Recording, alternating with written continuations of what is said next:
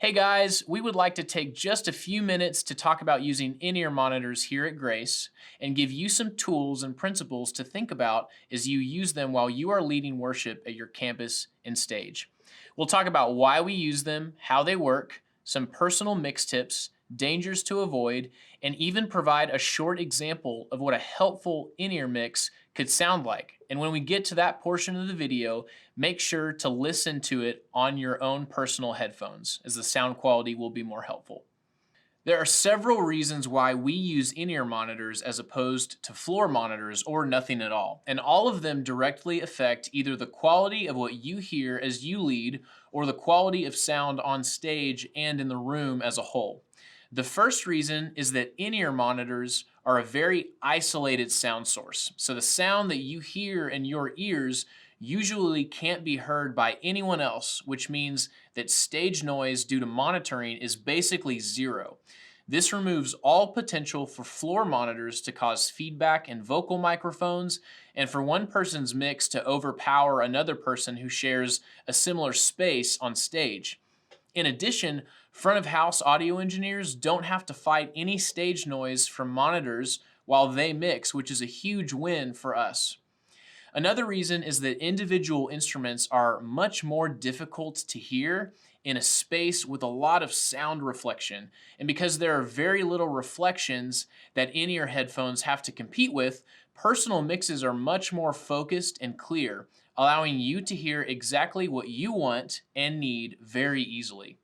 The last thing, but certainly not the least important, is that we use a variety of click tracks and cues to tether the band's timing together. And if we were using stage monitors, those would be heard in the room and that would be really distracting. With in-ear monitors, we can mix those in with the rest of our vocal and instrument signals without distracting our people. Front of house audio engineers can also use what we call a talkback mic to communicate directly with the band through in-ear monitors, which is incredibly helpful. The way that we get sound into our ears is by first playing an instrument or singing into a microphone, and that signal is sent from the stage to the audio console where it's processed and then sent back to the stage and into a headphone amp or a wireless receiver. And the headphone amps and wireless packs are what you actually plug your in-ear monitors into, and one of the ways that you can control the overall volume of your mix is on these devices. It's important to remember that this is a very crucial part of the gain staging process and can really make a difference when trying to hear yourself. At most of our stages, we then hop on our console's mobile mixing application and control our mix from there. Some stages have hardware interfaces designed for mixing in-ears, but the principles are very similar.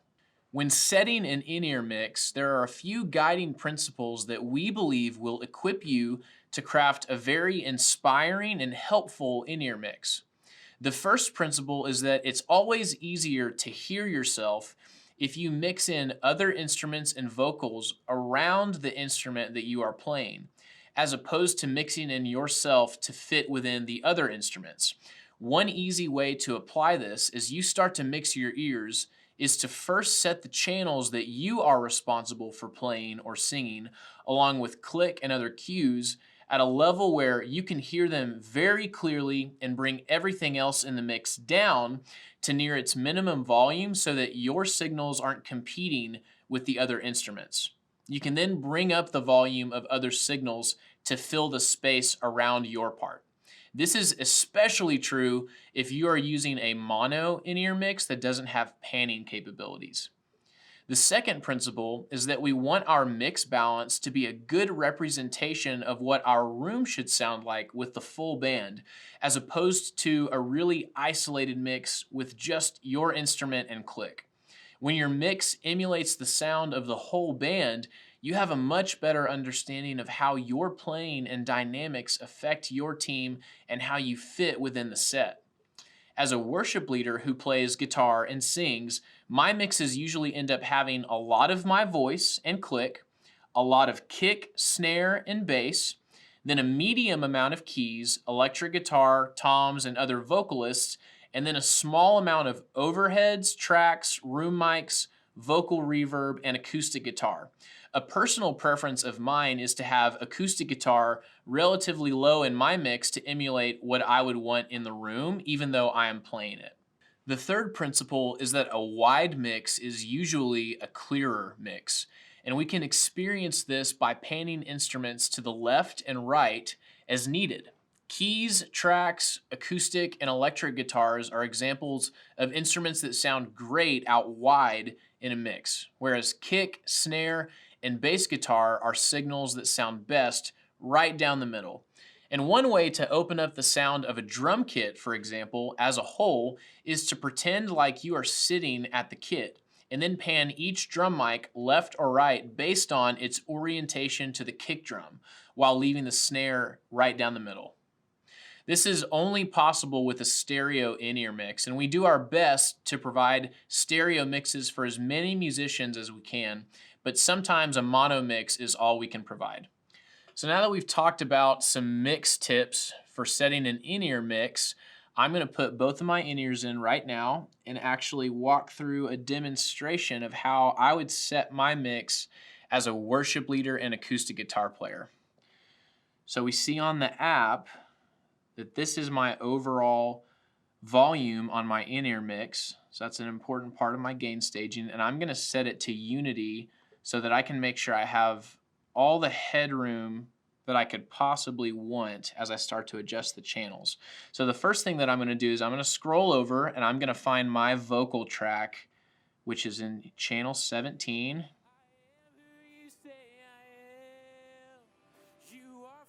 I'm going to adjust it until I can hear it really well.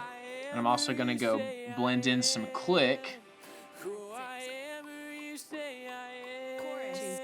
Now that I have that sounding at a level where I can clearly hear them, I'm going to bring other stuff like my kick, my snare, and my bass up around it.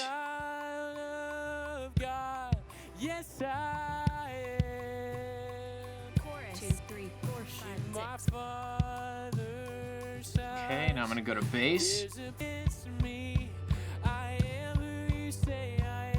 So now I have the foundation of the fullest sounds of our band in my mix. I'm going to start adding some other things that I would want medium amounts of, like keys and pads and electric guitars.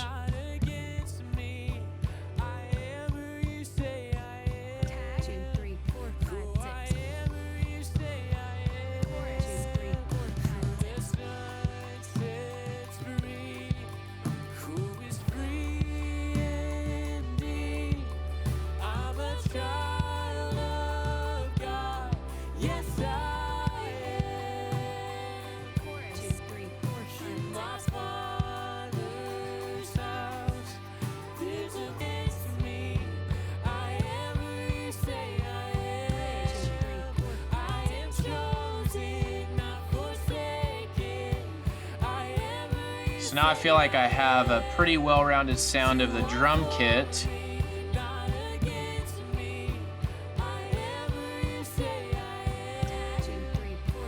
Got that space filled with the pad. Gonna bring in a little bit of tracks, just a little bit. A little bit of percussion. So I feel like I have a pretty good feel of the whole band, but everything is still right up the middle, so I'm gonna do a little bit of panning to widen it out a little bit. So my overheads left and right, I'll just start throwing these out wide. Like we talked about earlier, my floor tom is probably going to be on the right side, so I'll throw this out wide to the right. Rack tom, I think, is slightly to the left of the kick, so I'm gonna just put a little bit right here. Keep bass down the middle. I'm gonna throw electric way out wide to my left, just because. I'm gonna throw acoustic out to the right. And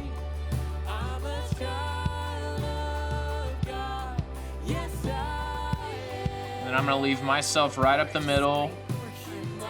And then the other vocalist, the lead vocalist in this song, out to the right a little bit. And then I'm gonna add a little bit of vocal verb to add a little space there.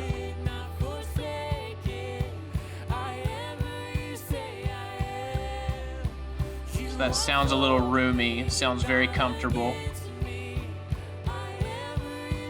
So I feel pretty good about that in-ear mix. And I'm gonna go back here and I can adjust the overall volume if I need more or less.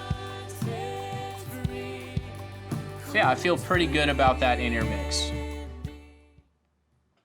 Setting a helpful in-ear mix is really a pretty simple process, but there are some dangers that we would encourage you to avoid as you lead with in-ear monitors. The first danger is leading with one headphone in and one out. With the amount of isolation that in-ears provide, it can be easy to feel disconnected from your congregation as you lead them in worship, and that is totally fair, but the solution should never be to remove one in-ear monitor so that you can hear them. Most of our stages employ room microphones to capture the sound of people singing and responding to what's going on in the room. So be sure to blend those into your mix. Removing one monitor will force you to turn up the volume for the one that is in your other ear to compensate for the increased noise you hear from the room, and that can cause hearing loss over time, which we definitely do not want to happen to you. So keep both of those monitors in. The second danger to avoid is adjusting the wrong in-ear mix in a rehearsal or set. Always make sure to verify that you are adjusting the correct mix before you start making changes so that you don't negatively affect the mix of someone else on your team, or worse, turn things up so loudly that it damages their hearing because you were adjusting the wrong mix and couldn't hear the changes that you were making. The third danger to avoid, and probably the most important one, is being frustrated with your front of house audio engineer if things don't seem to be working right with your mix. There's always a chance that technology can fail, but we are very confident that if you learn and apply everything that we just covered, you will be able to achieve a working in-ear mix without any problems. If there is an issue that you would like the front of house engineer to help you with, calmly asking for assistance with a specific issue is much more helpful than shouting to the booth that you can't hear something, and will help maintain great relationships among your team.